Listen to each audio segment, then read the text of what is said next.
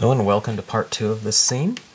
I've just done the composition here, and I've applied about, about 5 different values of blue in the scene, kind of establishing the light and dark value scheme of the scene. And I'm going to finish off this color application and shading with black now.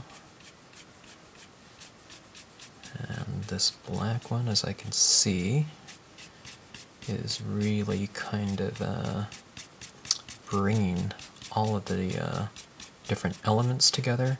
I did stamp out my main objects in black, except for the moon. I stamped that out in a dark blue. And the theory of that is that if it's kind of a bluish color scheme, then probably my light source is going to be that color. In this case, my light source is the moon, and it's casting this bluish, cool light. So I've, instead of stamping it out in black, I've made it the color that it's casting, again, blue. Okay. Adding this into the snowy terrain, kind of going along with the contours of the stamp design. And I might note that this is the first time I've used this stamp design along with these rocks. Okay.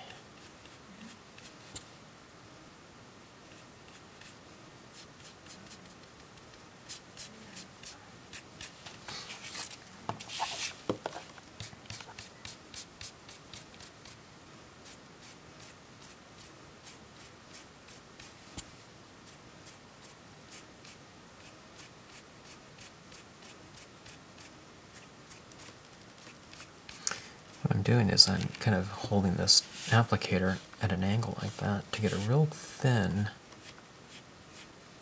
application of it.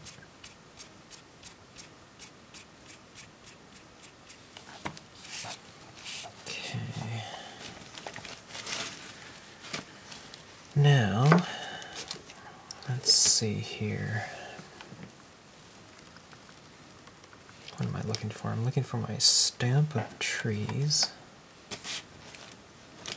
And let's see. This is getting really dark down here as well. I might go with,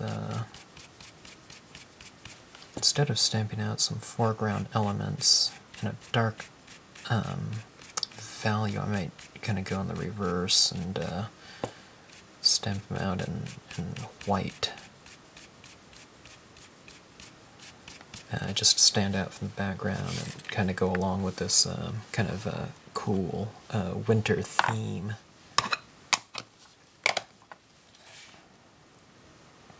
Alright. Black ink. This is the Pines and Rocks image.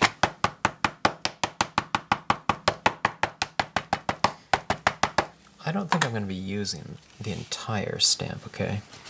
What I'm going to do is I'm going to mask off, you know, one of these little mounds right here. And I'm going to stamp these trees as if they're coming from behind the snow.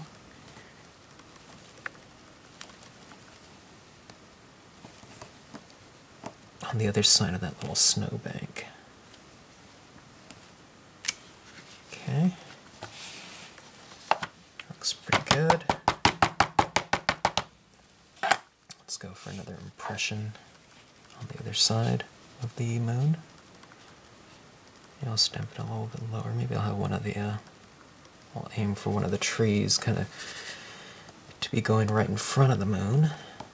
Sometimes having something dark in front of something light makes the object that's light seem even lighter by contrast.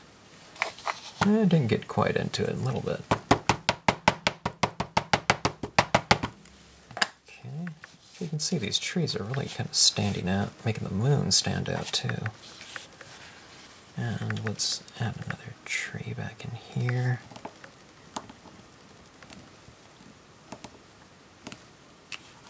Okay. And I'm just going to go for that little area in there. I inked up about this much of it, okay? If you ever think, okay, I just need to ink up that little bit, don't just ink up that little bit on, you know, your rubber.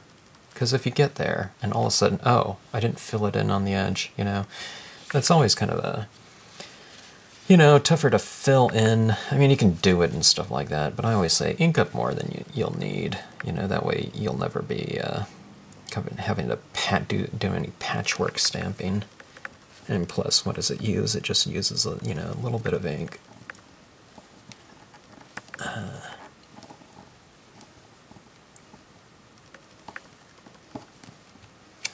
Okay. All right. Nice and dramatic. Backdrop of trees, dark trees against that moon. I really like that look. That came out very nicely. And let me see here.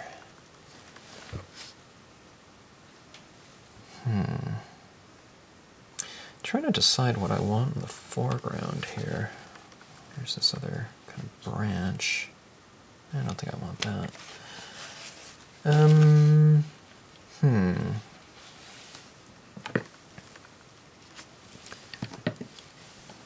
It's kind of a little wintry brush. Let's see. Kind of let it sit for a bit and figure it out later. Not too much later because I want to get it done during this video, but okay, let's see.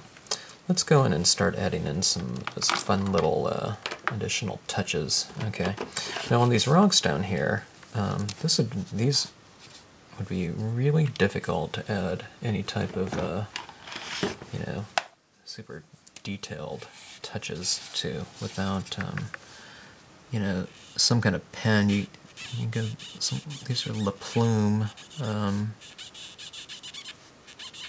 permanent pens. You can use La Plume, you know, the dye-based ones too. Tombos, any type of, you know, marker. Copics, you know, these are the alcohol-based ones, so they're not going to be merging with or smearing any of the colors underneath it, because the colors underneath it are dye-based, and those are water-based. Okay, we can go up in some of this terrain up here. Let's see, that moonlight's, you know, shining on some of these rocks. They can be casting a little bit of a shadow. Let me zoom in here. One of the things I noticed on my other videos, you know, when I'm zoomed in, I might start doing something down here, and I apologize for that. Try to keep it within the field of view if I can. If I remember to look at the you know, the monitor. Okay, this is a very light blue. Very easy to use because it is so light. This one's a little bit darker. I'm sorry, I don't know the names of these colors at all. They don't really have the names of them as far as I know. On the side it has a little number, B717. Yeah. Going in and deepening some of these shadows a little bit.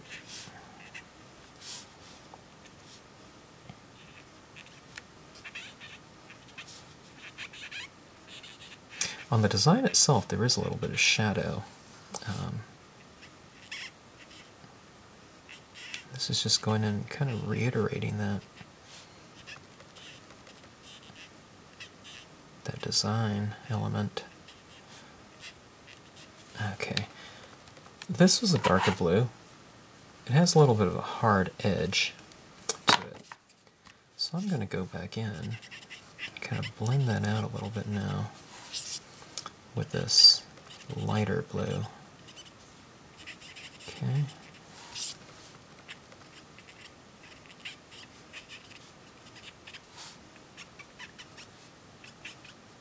So your lighter pens can act as your blending pen, especially if you're staying in the same color family. Darker blue, blend out with the light blue. Okay, here's let's see, this is a much darker blue. Maybe I can add in a little bit more of a deeper shadows in the deepest areas.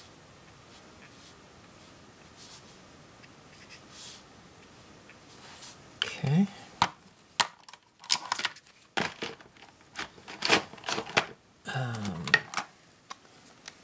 Taking a white pen now. Looking for different opportunities for reinforced lighting. The moon is coming from here, shining down, so chances are it'd be shining on the tops of some of these rocks, right? Capturing some of this moonlight that's kind of hovering over the water. Going in and, I don't know, putting in some very reflective, maybe snow that's fallen on some of these rocks.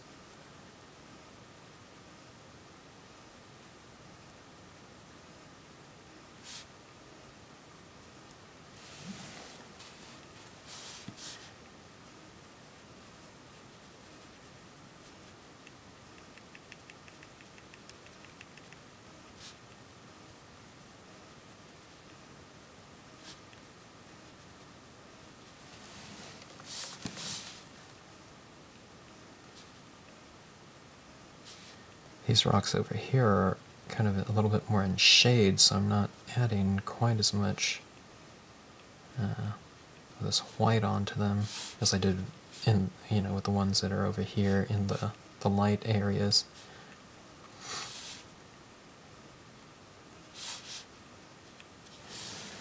And let's get a little texturing in the water. Here's a little, I don't know if it's water or if it's frozen surface, but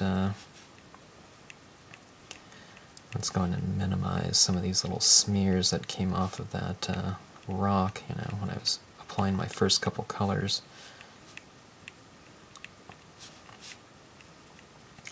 So you have this little kind of shimmery area down here now with these little highlights. And it really starts to create a nice shimmer to the area. See that right there? Okay, now let's add some on the sides of the tree that are facing the moon. Maybe there's a little bit of snow on some of these branches reflecting the moonlight, or it could be just moonlight on the other side of the scene. I can put some highlights on the opposite side of the tree, facing the moon. Trees now stand out from the background a little bit, whereas before they kind of, they just blended right in. How about the same type of texturing in this snowy little slope leading down to the water?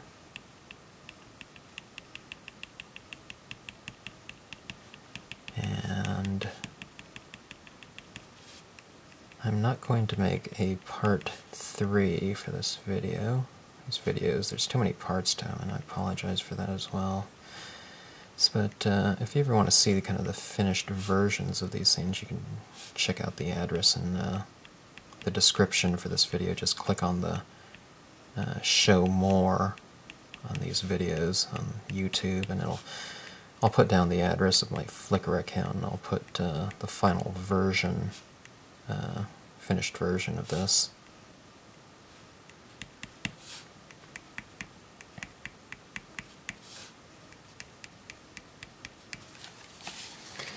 Okay, so you can see these little highlights up there in those trees. You see it on the sides of the tree, facing the moon on this side. Put the highlights on the other side. On the train, the water. And what I think I'll do is I'll add in some foreground elements, and I'll soften up some areas around there. But